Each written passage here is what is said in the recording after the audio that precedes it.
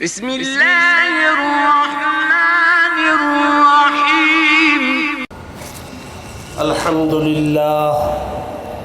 الحمد للہ وکفا وسلام علی عباده الذین اصطفى اما بعد فاعوذ باللہ من الشیطان الرجیم بسم اللہ الرحمن الرحیم انا اعطیناک الکوثر فصل لربک وانحر ان شانئک هو الابتر صدق اللہ العظیم۔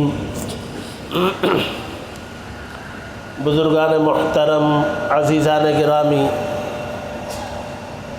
اللہ تبارک و تعالیٰ کا فضل اور اس کا انعام، اس کا احسان ہوا کہ اللہ تبارک و تعالیٰ نے تراویح کی نماز میں قرآن مجید مکمل پڑھنے اور سننے کی توفیق عطا فرمائی۔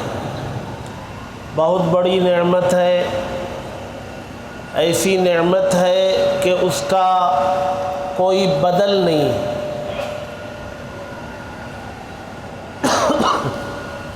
ساری دنیا جہاں کے خزانے ایک طرف اور یہ جو نعمت ملی ہے یہ ایک طرف۔ جن بندوں کو اللہ تبارک و تعالیٰ نے یہ توفیق دی ہے کہ وہ پورا قرآن سنے ہیں اہتمام سے 27 راتوں میں، یقیناً بڑا مجاہدہ ہے اور بڑا صبر آزما مرحلہ ہے۔ بہت ساری رکاوٹوں کے باوجود اللہ تبارک و تعالیٰ نے یہ سعادت اگر بخشی ہے تو اس کا شکر اللہ تبارک و تعالیٰ کے سامنے ادا کرنا ہے، پیشانی کو زمین پر رگڑنا ہے اور اللہ سے کہنا ہے کہ ہم اس قابل نہیں تھے، آپ نے ہمیں اس کا موقع دے دیا، آپ کا شکر ہے، کرم ہے۔ اب جب آپ نے دیا موقع اور ہم نے کر لیا تو آپ اسے قبول بھی فرما لیں۔ بڑا مسئلہ قبولیت کا ہے، کام تو ہو جاتا ہے لیکن اس کا قبول ہونا اصل۔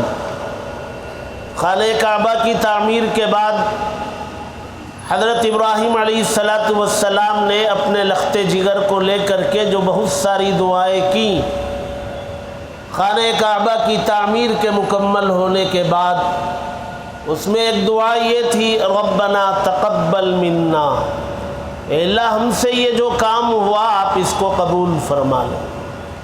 اللہ کے یہاں قبول ہے تو چھوٹی چیز بھی بہت بڑی ہے، اور اگر قبول نہ ہو تو بڑی سے بڑی چیز بھی بے حیثیت بے معنی ہے۔ تو قبولیت کی دعا کرنا ہے، اللہ تبارک و تعالی قبول فرمائے۔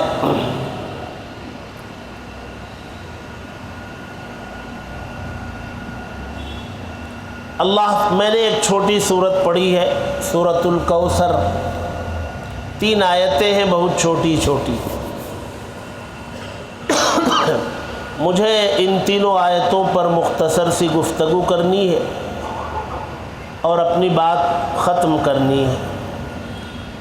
اللہ تبارک و تعالیٰ کے انعامات ہم سبھوں پر بے شمار، گننا چاہیں تو ممکن نہیں۔ رمضان میں اللہ تبارک و تعالیٰ نے روزے رکھنے کی توفیق دی، بہت بڑا انعام ہے۔ رمضان جیسا مہینہ دیا، بڑا انعام۔ روزہ رکھنے کی توفیق دی، بہت بڑا انعام۔ تراویح پڑھنے کی توفیق دی، بڑا انعام۔ بیماری سے بچائے رکھا پورے رمضان میں، بڑا انعام۔ صحت و تندرستی سے رکھا، شیطان کی رکاوٹوں سے محفوظ رکھا، کاروبار تجارت کی الجھنوں سے محفوظ رکھا، وقت کے مطابق مساجد میں پہنچا دیا، سحری میں جگا دیا، رزق حلال عطا کر دیا، فرائض کے علاوہ نوافل کی توفیق دے دی، بہت ساروں کو تہجد کا موقع دے دیا، قرآن مجید کی تلاوت کی توفیق دے دی۔ کتنے گنیں گے آپ؟ بہت سارے انعامات ہیں اللہ تبارک و تعالیٰ کے، صرف اس ایک مہینے میں نہیں، پیدائش سے لے کر کے آج تک اللہ تبارک و تعالیٰ کے انعامات کو اگر گننے بیٹھیں گے ناممکن ہے، گن نہیں سکتے۔ اور اس کا ناممکن ہونا اللہ تبارک و تعالیٰ نے خود ذکر کر دیا قرآن میں کہ اگر تم اللہ کی نعمتوں کو شمار کرنا چاہو تو ممکن نہیں ہے، شمار نہیں کر سکتے۔ جب شمار نہیں کر سکتے تو شکر کیسے ادا کر سکتے؟ بھائی ہمیں معلوم ہو کہ یہ اللہ کی نعمت ہے، شکر ادا کر دیا جائے گا، یہ معلوم ہے اللہ کی نعمت ہے، شکر ادا کر دیا جائے گا۔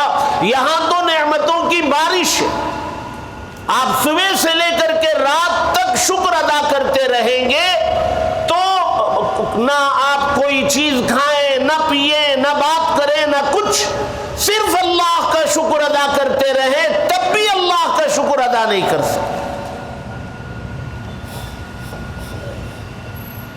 اللہ کی نعمتیں تو اتنی زیادہ ہیں، بہت سارے لوگ یہ مسئلہ ہم سے پوچھتے ہیں کہ حضرت ہم نے گزشتہ سال رمضان میں زکوٰۃ دی تھی اور اس سال بھی رمضان میں زکوٰۃ دینا ہے، ابھی 2 مہینہ پہلے ہم نے سونے کا زیور خریدا، وہ 5 لاکھ روپے کا خریدا، بچی کی شادی ہے، 5 لاکھ کا زیور ہم نے خریدا۔ اب اس زیور کی خرید کو 2 ہی مہینے ہوئے، اس پر زکوٰۃ ہے کہ نہیں؟ ایک بڑا اہم سوال ہے۔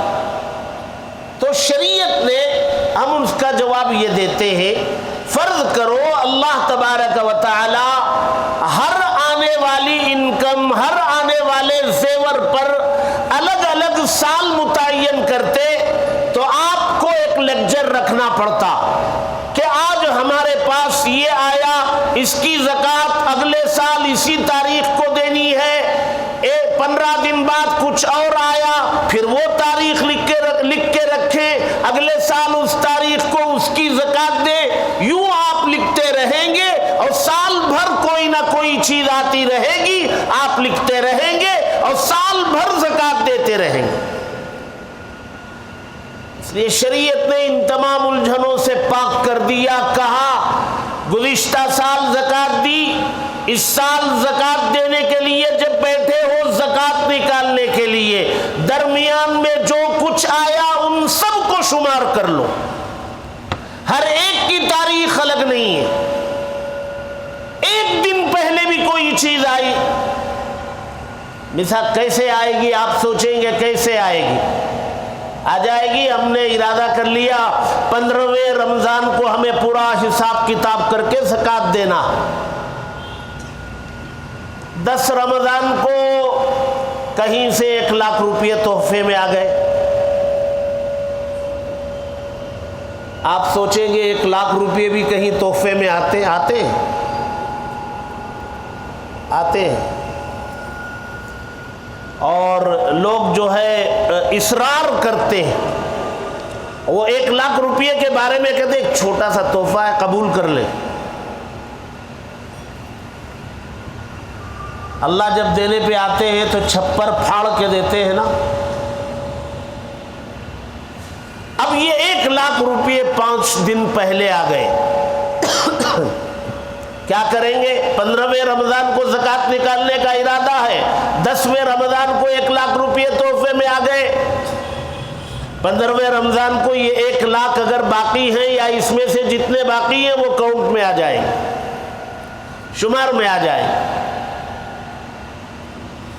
ہر ایک آنے والے مال کے لیے الگ الگ سال رکھا جائے گا تو آدمی پریشان ہو جائے گا۔ اللہ تبارک و تعالی بندوں کو پریشانی سے بچانے کے لیے لیکچر، قلم، یادداشت، ان سارے مسائل سے اللہ بچانے کے لیے کہا بھائی جب دینے بیٹھو تو جو کچھ ہے سب کو ملا لو، 2 مہینے 4 مہینے 6 مہینے 2 دن 1 دن پہلے جو کچھ آیا ہے سب کو ملا کر کے زکوٰۃ نکالو۔ اور الگ الگ کرنا چاہو گے تو ممکن بھی نہیں ہے. کتنا یاد رکھیں گے, کتنا لکھ کے رکھیں گے, کوئی نہ کوئی چیز بھول بھی سکتے ہیں, اور بھول جاؤ گے تو پھر وہ باقی رہ جائے گا. اسی طریق پر اللہ تبارک و تعالیٰ کی ہر نعمت پر اگر آپ شکر ادا کرنا چاہیں گے تو اللہ کی نعمتیں بے شمار ہیں. جب اس کی نعمتوں کو گن ہی نہیں سکتے تو شکر کیسے ادا کر سکتے ہیں؟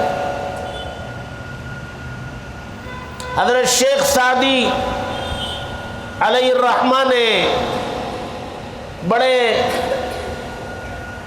مصنف گزرے ہیں, سیاح گزرے ہیں, بڑے عالم اللہ والے گزرے ہیں. انہوں نے کہا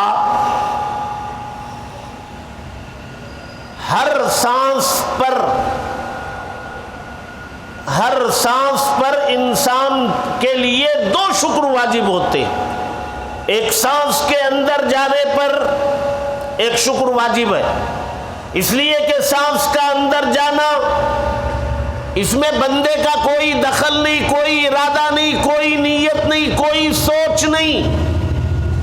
ہم بات کر رہے ہیں, سانس چل رہی ہے. ہم سو رہے ہیں, سانس چل رہی ہے. ہم بے ہوش ہیں, سانس چل رہی ہے. تو سانس کے چلنے میں بندے کا دخل نہیں, سوچ نہیں, ارادہ نہیں.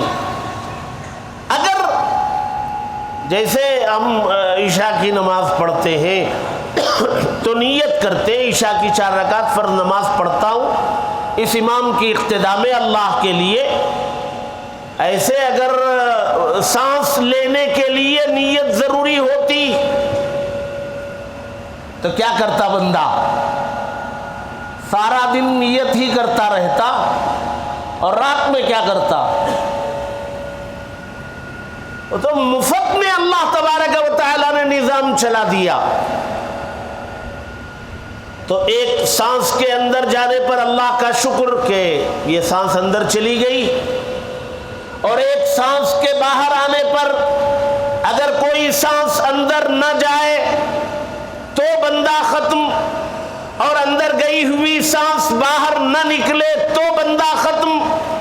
سانس کے اندر جانے پر انسان کی زندگی کا مدار, سانس کے باہر نکلنے پر انسان کی زندگی کا مدار. تو انسان کی زندگی کا مدار سانس کے نظام پر ہے. اگر اسی ایک نعمت پر کوئی بندہ چاہے کہ میں صرف سانس کی ایک نعمت پر اللہ کا شکر ادا کروں گا تو بھی اس کے لیے ناممکن.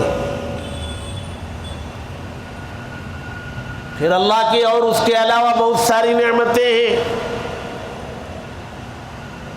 تو خلاصہ یہ ہے کہ اللہ کی نعمتوں کو شمار کا مطلب گننا, اللہ کی نعمتوں کو گنا نہیں جا سکتا, ناممکن ہے. جب گنا نہیں جا سکتا تو شکر بھی ادا نہیں کیا جا سکتا. اور اللہ کی نعمتیں بے شمار ہیں تو بندوں کو کرنا کیا ہے؟ بہت ساری نعمتیں ہیں, پتہ بھی نہیں بہت ساری نعمتوں کا, شکر ہم سے ادا بھی نہیں ہو سکتا. اللہ نے خود کہہ بھی دیا کہ بندو تم میری نعمتوں کا شکر ادا نہیں کر سکتے, تو پھر ہم کریں کیا؟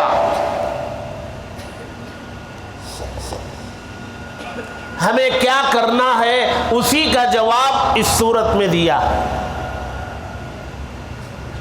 اس چھوٹی سی سورت میں ہمیں کیا کرنا ہے اس کا جواب دیا.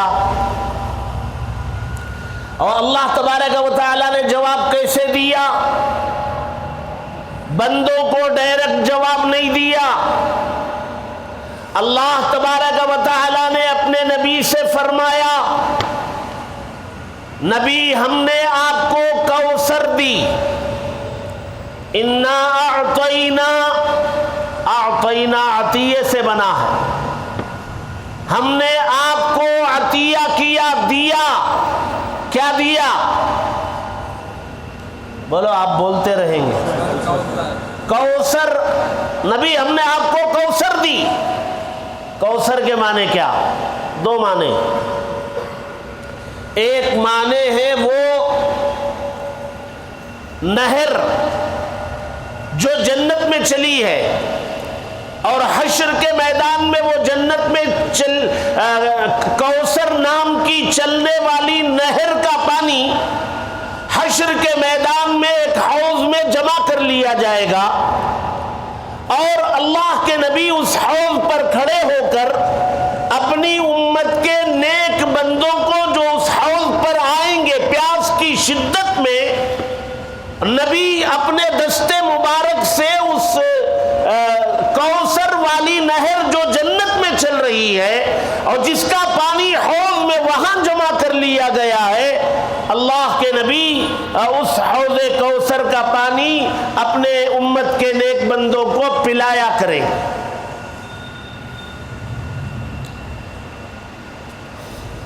اس حوض میں جو پانی پینے کے پیالے ہوں گے اس کے بارے میں بتایا، آسمان پر موجود تاروں کی طرح حوض میں پیالے ہوں گے۔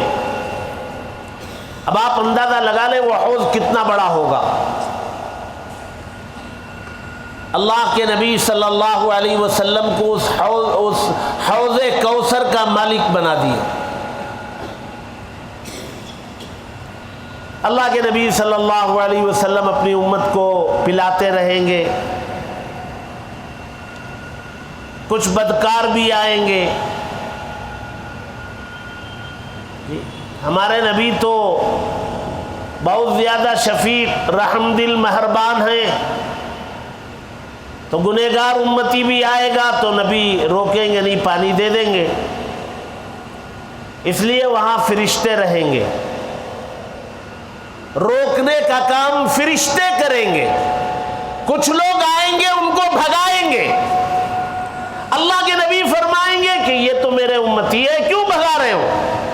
فرشتے جواب دیں گے آپ کو نہیں پتا آپ کے بعد ان لوگوں نے کیا کیا، دین میں نئی نئی چیزیں پیدا کر دیں، بدعات خرافات داخل کر دیں، دین کا ستیہ ناس ان لوگوں نے کر دیا، یہ آپ کے حوض پر نہیں آئیں گے، ان کو لوٹا دیا جائے۔ ایک تو یہ حوض کوثر اس کے معنی،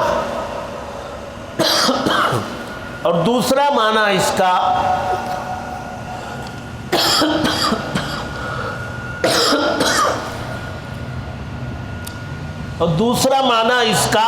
خیر کثیر۔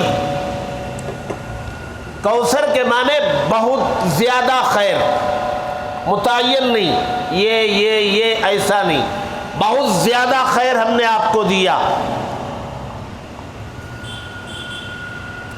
کتنا دیا؟ بہت دیا۔ ساری دنیا آپ کے صدقے میں پیدا کی، اور دنیا کے اندر جو کچھ ہے وہ سب نبی کے صدقے میں پیدا کیا۔ ہم نے آپ کو بہت دیا نبی، حوض کوثر بھی دی، اور دوسرا معنی لیں گے تو بہت زیادہ ہم نے خیر کثیر دیا۔ اب اتنا ہم نے دیا، نبی آپ کو کیا کرنا ہے؟ نبی کو اللہ تبارک و تعالی نے بتایا جب ہم نے اتنا آپ کو دیا تو آپ کو کیا کرنا ہے؟ نبی وہ کر ہی رہے تھے، نبی کے واسطے سے امت کو بتانا ہے، نبی کو واسطہ بنایا جا رہا ہے، نبی کے واسطے سے پوری امت کو بتایا جا رہا ہے۔ آپ کو بے شمار نعمتیں دی گئی، بدلے میں آپ کو کیا کرنا ہے؟ نبی سے کہا گیا فَصَلِّ لِرَبِّكَ، نبی اپنے رب کے لیے رب کے آگے نماز پڑھو۔ کیا کرو؟ نماز پڑھو۔ آپ کو اللہ تبارک و تعالی نے آپ کو مجھے بہت زیادہ نعمتیں دیں، ان نعمتوں کو ہم گننا چاہیں گے تو مشکل ہے، ناممکن ہے۔ جب گن نہیں سکتے تو شکر بھی نہیں ادا کر سکتے، تو ہمیں کیا کرنا ہے؟ نہیں بول رہے، ڈر رہے، بولیں گے۔ نماز پڑھنا ہے۔ کیا ہمارے نبی نماز نہیں پڑھتے تھے؟ اللہ تبارک و تعالی فرما رہے اپنے رب کے لیے نماز پڑھو. کیا نبی نماز نہیں پڑھتے تھے؟ وہ تو دن میں نماز پڑھتے اور رات میں جا کر کے اپنے چھوٹے سے کمرے میں لیٹتے، ابھی لیٹے ہی ہوتے کہ پھر کھڑے ہو جاتے اور نماز کی نیت باندھ لیتے اور نماز پڑھتے رہتے، یہاں تک کہ بلال آ کر کے دستک دیتے فجر کی نماز کا وقت ہو گیا، نبی چلے. قیام اتنا لمبا ہوتا کہ پاؤں میں ورم آ جاتا، پاؤں سوج جاتے، اتنی نماز پڑھتے تھے. پھر یہاں فصلی لربک کے کیا معنی؟ یہ نبی کے واسطے سے امت کو حکم ہے اپنے رب کے لیے نماز پڑھو. اللہ کی نعمتیں بڑی بڑی، تو شکرانے کے طور پر جو حکم دیا جا رہا ہے، عبادتوں میں جس عبادت کا حکم دیا جا رہا ہے وہ عبادت بھی عبادتوں میں بڑی. تمام عبادتوں میں سب سے بڑی عبادت نماز، دن میں 5 مرتبہ.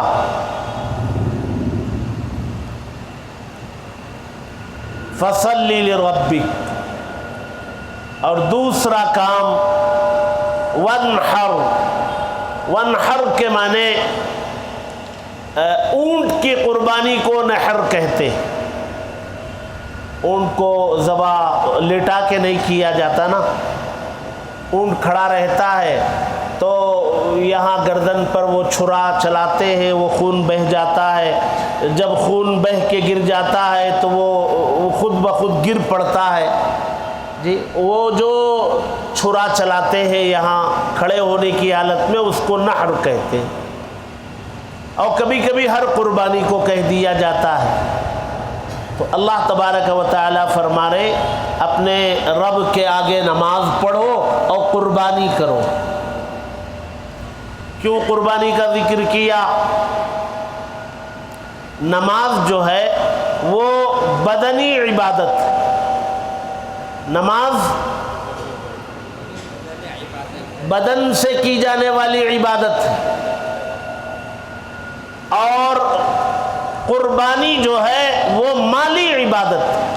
آپ لوگ نماز پڑھنے آئے، باہر آپ کو وہاں پیسہ جمع کرنا پڑا.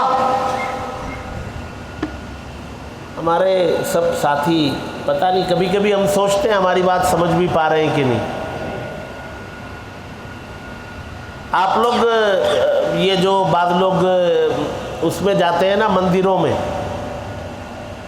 وہاں پیسہ دینا پڑتا ہے اور کیا کیا سب لے کے جانا پڑتا ہے، پیسہ بھی دینا پڑتا ہے، تب ان کی عبادت ہوگی.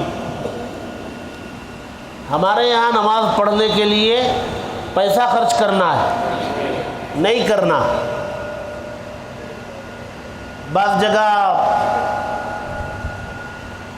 درگاہوں میں جاتے ہیں تو وہاں طبق میں جیسے وہاں دیا جاتا ہے ویسے وہاں بھی دینا پڑتا ہے. اللہ کی سب سے بڑی عبادت ہے نماز ہے، کچھ نہیں دینا ہے.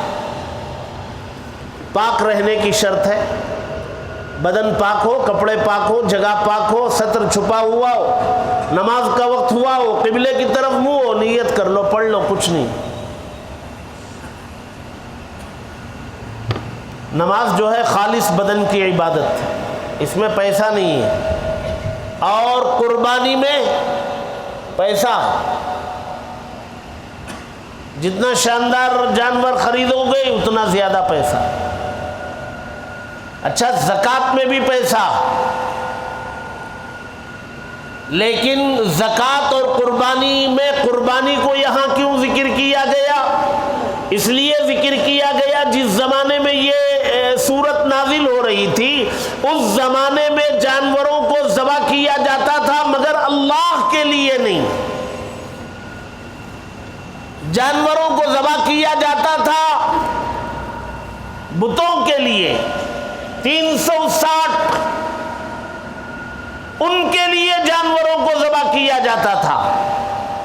اور اللہ تبارک و تعالی نے اس ماحول میں فرمایا بدن سے کی جانے والی عبادتوں میں سب سے بڑی عبادت نماز کا ذکر کیا، اور مال سے کی جانے والی عبادتوں میں قربانی کا ذکر کیا، اور اس لیے کیا کہ اس زمانے میں غیروں کے لیے قربانی ہوتی تھی۔ اللہ تبارک و تعالی نے فرمایا فَصَلِّ لِرَبِّكَ، اپنے رب کے آگے نماز پڑھو، اپنے رب کے لیے پڑھو اور اپنے رب کے لیے قربانی کرو۔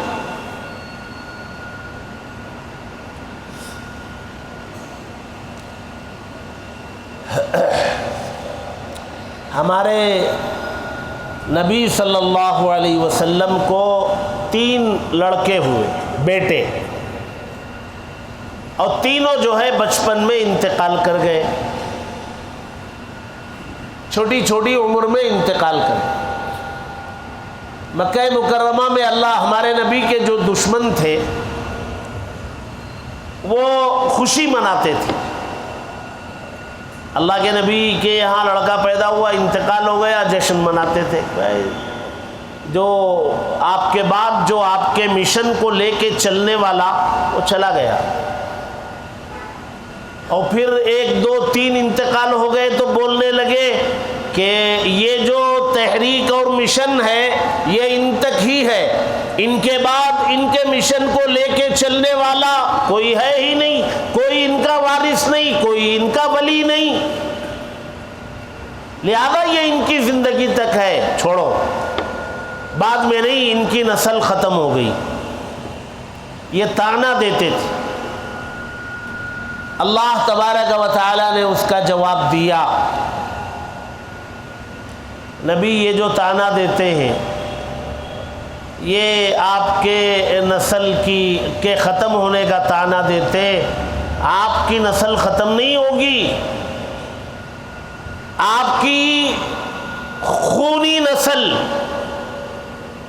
خون سے چلنے والی نسل بھی آپ کی قیامت تک چلے گی، اور آپ کے روح سے چلنے والی نسل، آپ کی امت، وہ بھی قیامت تک چلے گی، اور آدم سے لے کر محمد صلی اللہ علیہ وسلم تک حشر کے میدان میں سارے انبیاء اپنے اپنے امتیوں کے ساتھ کھڑے ہوں گے، تو سب سے بڑی امت محمد صلی اللہ علیہ وسلم کی ہوگی۔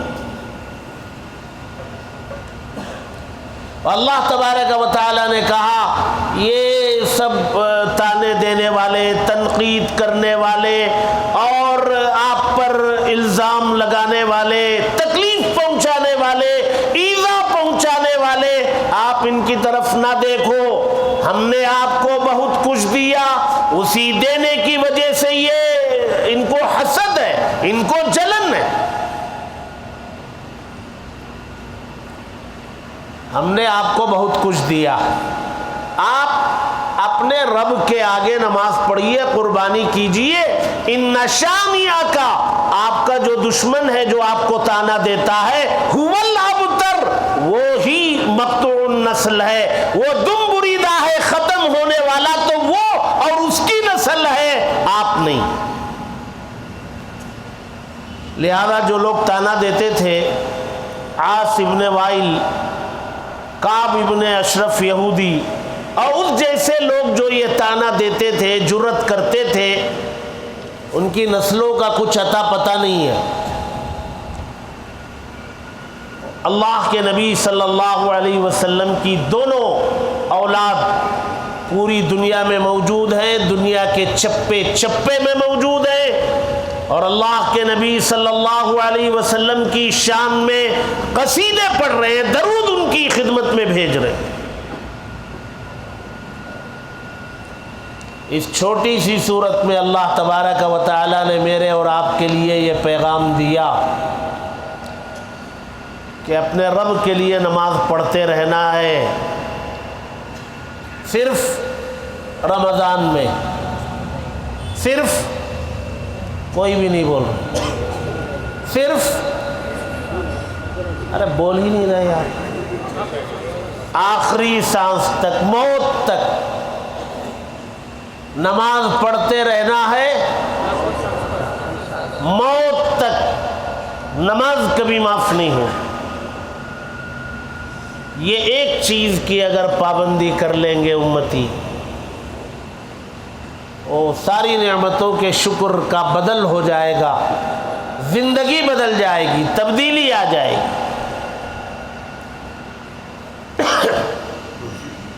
اس کے بعد سورہ کافرون ہے، اس کے بعد سورہ نصر ہے، اذا جاء نصر اللہ والفتح۔ اللہ فرما رہے ہیں کہ جب آئی اللہ کی مدد اور فتح، آپ دیکھیں گے ورائت الناس، آپ دیکھیں گے لوگ یدخلون فی دین اللہ افواجا، اللہ کے دین میں فوج در فوج داخل ہوتے رہیں گے۔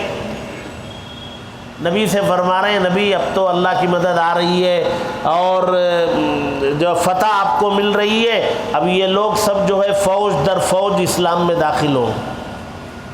بہت بڑی خوشخبری ہے۔ اس خوشخبری کے ملنے پر نبی کو کیا کرنا ہے؟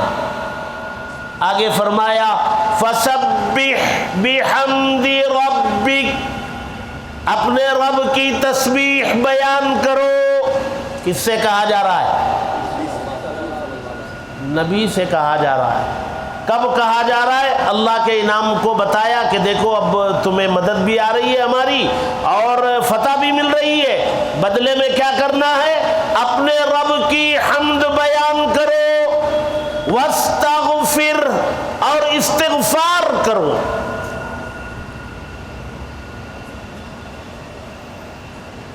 آپ کو جو ہے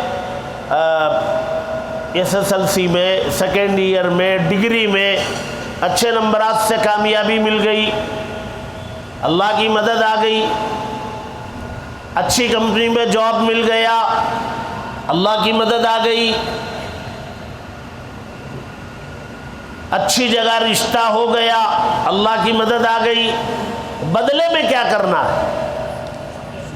فَسَبِّحْ بِحَمْدِ رَبِّكَ، اپنے رب کی حمد بیان کرنا ہے۔